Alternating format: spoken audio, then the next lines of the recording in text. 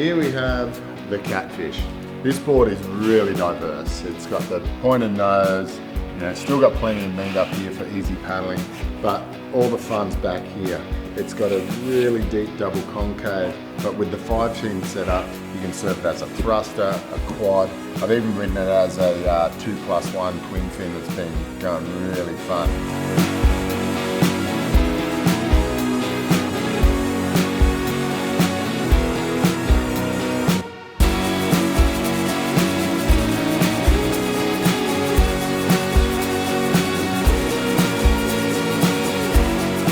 Yeah, this board is really fast, turns really easily, and paddles really well. So it's a winner in my book.